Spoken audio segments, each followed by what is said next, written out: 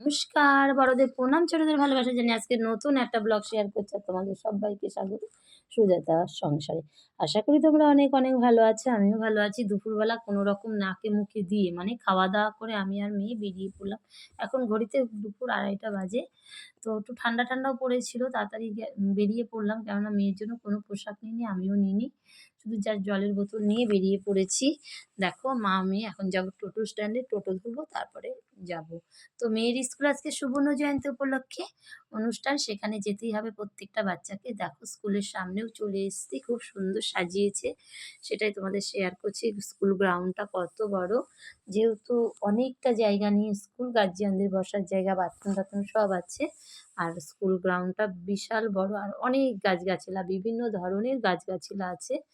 তো দেখো অবশেষে আমরা স্কুলে চলে এসেছি আর তোমাদের সাথেও শেয়ার করছি। আর গেটটা খুব সুন্দর সাজিয়েছে। কিছুটা ক্লিপ নিয়েছি, সরাসরি নিতে পারিনি। তারপরে দেখো বাচ্চারা যে আ 2 আর স্ট্যান্ডার্ড 3 র বাচ্চারা কি করেছে, প্রজেক্ট করেছে। প্রত্যেকটা ইতিহাস, ভূগোল, ইংরাজি সমস্ত প্রজেক্টগুলো এত সুন্দর করেছে, সেগুলোকে ফ্রেমবন্দি করে রেখেছে। যেহেতু বাইরের থেকে প্রচুর সম্মানীয় ব্যক্তিরা, বিশেষ, বিশেষ ব্যক্তি আসবে, তাই দেখো এগুলো করেছে। পিরামিড করেছে, মালভূমি, সমভূমি করেছে, এগুলো ভূগোলের। তারপরে ইতিহাসের ওপরে করেছে, ইংরাজির ওপরে করেছে, এরকম বিজ্ঞানের ওপরে করেছে, অনেক কিছু করেছে। সেই প্রজেক্টটা তোমাদের সামনে, এগুলো সব বিদ্যালয়ের বাচ্চারাই করেছে। ক্লাস 3 র বাচ্চারা করেছে। এত সুন্দর হয়েছে না, কি বলবো, না দেখলে ভাষায় প্রকাশ করা যায় না। ভাবছি সবাই ঘরে ঢুকছে কেন? আমরা বসেছিলাম সব বান্ধবীরা মিলে, তখন মনে হলো যাই তো দেখে আসি। দেখো একটা পিরামিড করেছে, অঙ্কের উপরে প্রজেক্ট করেছে। দেখো এই যে অঙ্কের যে স্কেল, ত্রিভুজ, চতুর্ভুজ থাকে না, কোণ, সেগুলো সব করেছে। এটা হচ্ছে ইংরাজির উপরে। এগুলো সব ক্লাসের বাচ্চারাই করেছে। তো এগুলোকে সব প্রদর্শনী হিসাবে গ্রহণ করেছে, যাতে বাইরে যে বিশেষ ব্যক্তিরা আসে তারা দেখতে পারে। তারপরে ঘড়ি করেছে। এরকম খুব, খুব সুন্দর লেগেছে। না আসলে হয়তো দেখতে পারতাম না। দেখো পিরামিডটা কি সুন্দর বানিয়েছে। অবিকল মানে এইটুকুনো বাচ্চাদের যে এত প্রতিভা হতে পারে ভাবাই যায় না। হয়তো বাড়ি যেহেতু ওরা ছোটো, গার্জিয়ানরা একটু তোমার ইয়ে করেছে, হেল্প করেছে, না হলে তো ওরা পারবে না, একদমই ছোট। আর এখানে অনেক পুরনো সব টিচারদের স্কুলের বিশেষ, বিশেষ দিনের কিছু মুহূর্ত তুলে রেখেছে। তারপরে তো ওগুলো দেখে চলে এলাম। এখন অনুষ্ঠান শুরু হয়নি, শুধু ভাষণ দিচ্ছে। তো একটা অনুষ্ঠান শুরু হবে। যেহেতু রাস পূর্ণিমা ছিল, তাই কৃষ্ণ ঠাকুরকে কেন্দ্র করে একটা নাটক করবে, শ্রুতি নাটক। বাচ্চারা সবাই করবে, স্কুলেরই, কিন্তু খুব সুন্দর। স্ক্রিনে দিয়ে দিয়েছিল হিন্দিতে সব কৃষ্ণ ঠাকুরের যে ছেলেবেলার কথা সেগুলো বলছিল। আর বাচ্চা তারপরে স্কুলের স্টুডেন্টরাই একটা ওই তোমার ভয়েসের ওপর দিয়ে একটা নাটক করছিল, খুব সুন্দর। নিজেরা ভয়েস দেয়নি আর কি, ভয়েসটা রেকর্ড করা ভয়েসের ওপর ভিত্তি করে অনুষ্ঠানটা করছিল। দেখো তা করতে করতে এমন দুর্ভাগ্য, যান্ত্রিক গোলযোগ মানে যে যন্ত্রটা এনেছিল, মেশিনটা এনেছিল, সাউন্ড সিস্টেম, এটা থেকে থেকে অফ হয়ে যাচ্ছিল, আর ওদের নাচের খুব অসুবিধা হচ্ছিল। দেখো এগুলো কিন্তু কৃষ্ণ ঠাকুরকে কেন্দ্র করেই সমস্ত নাচ হচ্ছিল। তো আমার মেয়ে তো কিছুতেই আসবে না, আসবে না, জোর করে ওকে নিয়ে আসছি। যেহেতু অনুষ্ঠানটা শুরু হতে অনেক দেরি হয়েছিল। দেখেছো এরকম ম্যাডামরা সব এক কালারের শাড়ি পরেছে অনুষ্ঠানে। ওদের আরেকটাও শাড়ি আছে অরেঞ্জ কালারের, ওটা পরছে পরে। এগুলো দেখো শাড়িগুলো সব এখানেরই স্কুলেরই ট্রাস্টের বুটিক আছে, ওই বুটিক থেকে তৈরি।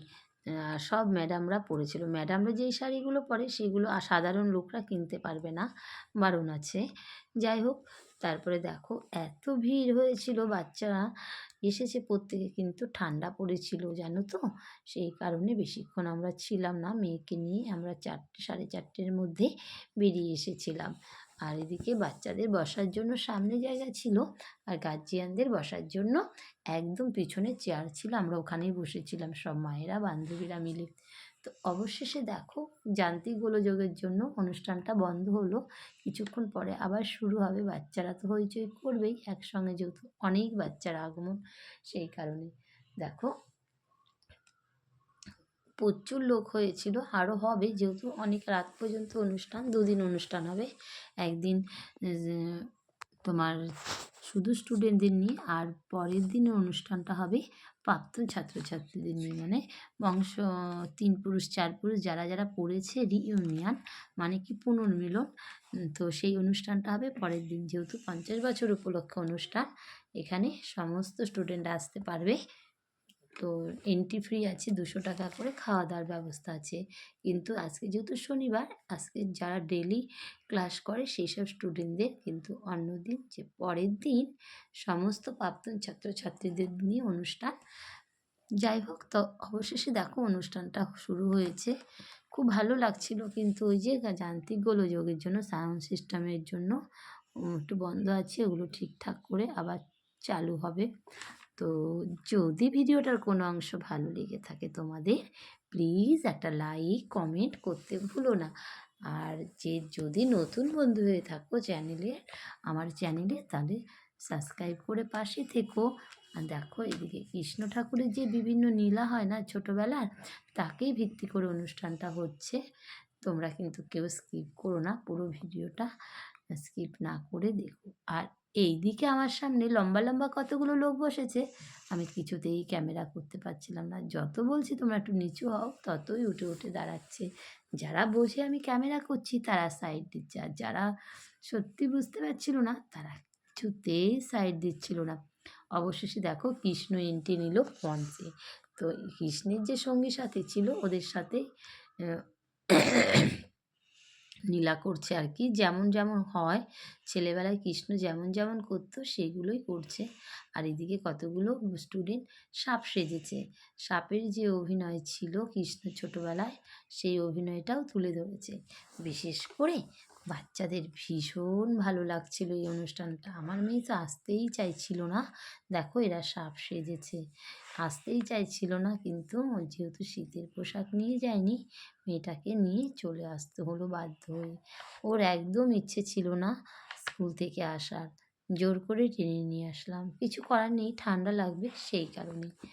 তো দেখো একের পর এক নাচ হয়ে যাচ্ছে কৃষ্ণের সঙ্গে। সমস্ত যে ছেলেবেলায় বিভিন্ন সময়ে বিভিন্ন যে লীলাগুলো করেছিল, বিভিন্ন ধরনের যে অভিনয়গুলো হয়েছিল, সেগুলো বাচ্চাদের সামনে তুলে ধরেছে। তবে হ্যাঁ, এসব তো বাচ্চারা সরাসরি কখনো দেখেনি টিভি ফোন ছাড়া, আর ওরা সামনে থেকে প্রেজেন্ট হয়ে দেখছে ছোটোবেলায় কৃষ্ণের সাথে কেমন অভিনয় করতো, কৃষ্ণ কেমন দুষ্টু ছিল, সেগুলোই পুরোটাই তুলে ধরেছে এই নাটকের মাধ্যমে। ওদের খুব ভালো লেগেছিল, সেই কারণে একটা বাচ্চাও সরছিল না। দেখো অবশেষে আরও একটা পর্যায়ে চলে এলো কৃষ্ণ ঠাকুরের। এত ভালো লাগছিল, আমি তো সমস্ত কিছু জানি না, যতটা জানি সেটাই তোমাদের সাথে শেয়ার করছি। আশা করি তোমাদের ভীষণ ভালো লাগবে।